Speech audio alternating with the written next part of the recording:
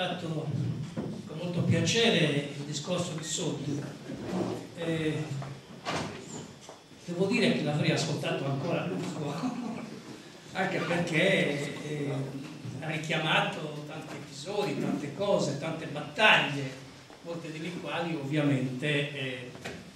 è necessario continuarle partendo da un'eredità grande che è stata lasciata da una classe dirigente regionale che si è misurata profondamente con i problemi della nostra isola, avendo, come ricordava Soddu,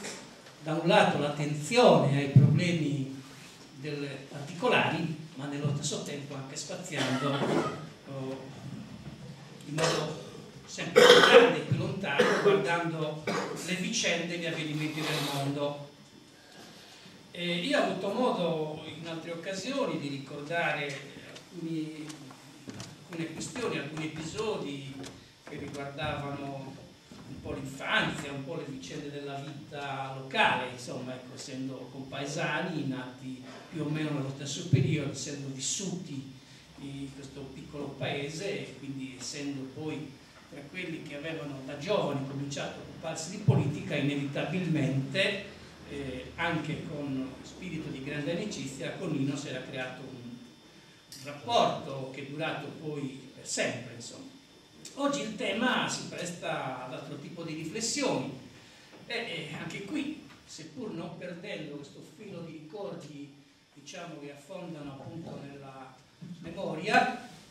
del passato recente e meno recente, tuttavia cerco di come dire, di riportarla più sul terreno politico, diciamo. E in certo qual modo per me è stato sempre un problema, lo accennava anche Soddu, comprendere quali erano le radici dell'adesione di Nino, per esempio, alla corrente fanfaniana. E a me sembrava che fosse così, in qualche modo contraddittoria con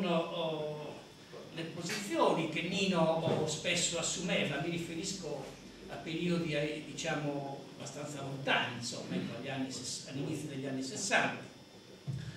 E forse era anche un periodo in cui Fanfani, assumendo nella Democrazia Cristiana un ruolo primario, e la sua corrente, sembrava caratterizzarsi, a me almeno così sembrava, in modo un po' diverso, anche polemico, verso quegli orientamenti che sembravano richiamarsi invece alle istanze più vicine del mondo del lavoro e alle espressioni, diciamo, politiche e sindacali di allora. Siamo in un periodo in cui l'analisi, diciamo, sulla situazione all'interno della Democrazia Cristiana, per me, parlo per me, era piuttosto carente. In ogni caso, ovviamente, subivo l'influenza di una polemica forte che in modo particolare il mio partito conduceva contro Fanfani e contro l'attivismo fanfaniano. Siamo, mi pare di ricordare, attorno agli anni 60, insomma, all'inizio e immediatamente prima. Ricordo, e qui torno appunto sul filo dei ricordi, che nel nostro paese c'era allora un amico, un professore siciliano, si chiamava Passannanti ed era di Partinico, di un luogo, come dire, particolarmente influenzato dalla mafia. Questo signore era simpatico, ironico ed era un comunista non settario, di formazione aperta, e capitava spesso di trovarci a Nino, chiacchierare, discutere e di avviare insieme appunto discussioni di varie umanità, ed era sempre, come dire, un modo molto interessante, insomma, di passare qualche ora. E io ero sempre, devo dire che io ero sempre quello che mi trovava in maggiore difficoltà, perché partivo da posizioni nella polemica politica, perché chiaramente si discuteva, si polemizzava come si faceva allora sulle cose politiche, insomma, ciascuno esponendo le ragioni della propria appartenenza. E io mi trovavo spesso in posizioni schematiche e anche sbagliate, devo riconoscere, e quindi non era raro che erano 2 contro 1, insomma. Quindi anche il mio amico comunista non mi dava talvolta ragione, perché appunto a me sembrava, ripeto, allora, in contraddizione tra almeno mi sembrava che Nino fosse in contraddizione tra le posizioni politiche volute, avanzate, che esprimeva. Giustamente Sodri l'ha chiamato un democristiano anomalo, ma democristiani anomali ce n'erano anche tanti, insomma, anche Sodri in qualche modo è un democristiano anomalo, ma comunque insomma un democristiano vivo, intelligente, quindi aperto al discorso, al dialogo con gli altri, alla discussione, al confronto. E questo era il clima politico, diciamo, che si costruiva allora. Erano posizioni certamente che riflettevano le proprie ideologie, però era una ricerca del confronto, della comprensione dell'altro, del capire le radici, diciamo, originali che ciascuno evidentemente esprimeva. A me sembrava appunto che tra le posizioni che Nino esprimeva sulle questioni economiche, sulle vicende della società, sulla politica internazionale, fossero in qualche modo non coerenti con la sua appartenenza, che poi aveva anche ragioni, diciamo, collegate alla battaglia interna della democrazia cristiana e anche del suo legame particolare, credo, affettuoso, anche durato a lungo, un'amicizia insomma intramontabile con Geronimo del Rio. Diciamo, mi sembrava che ci fosse una qualche contraddizione. E poi però, insomma, ecco, le vicende della storia poi appunto richiamano o tendono sempre a spiegare meglio cose che magari prima non si capivano. Per esempio ci fu una grande discussione su una vicenda che divenne di rilievo nazionale, che accadde a Firenze, che ci fu la chiusura del tentativo di chiusura del Nuovo Pignone, e la Pira, lo sindaco, assume un atteggiamento piuttosto forte, insomma, di difesa di quella realtà. E Fanfani mi pare che allora fosse il ministro dell'Interno, e solo da un carteggio che è stato pubblicato di recente tra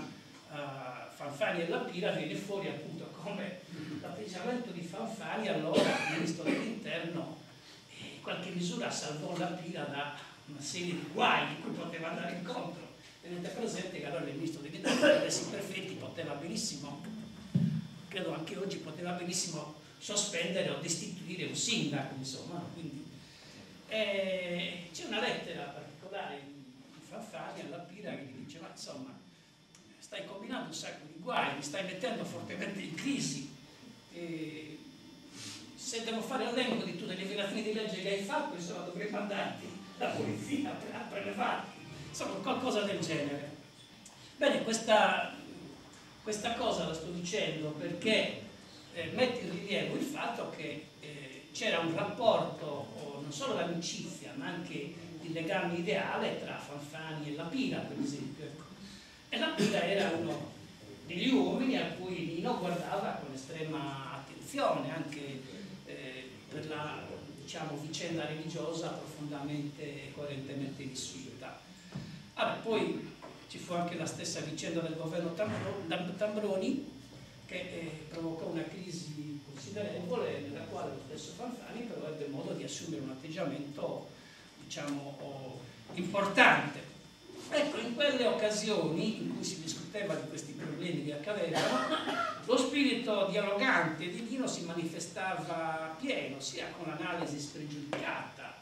Discutevamo anche di vicende siciliane con questo nostro amico, quindi del rapporto mafia-potere,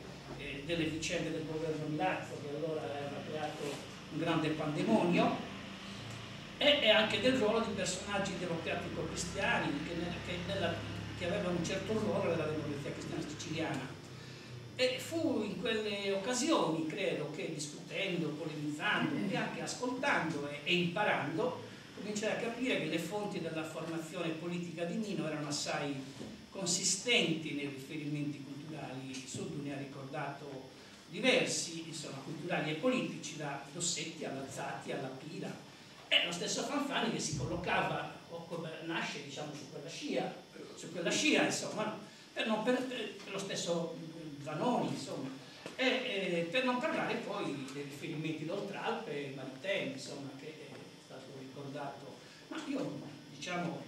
credo anche che sul terreno della scienza economica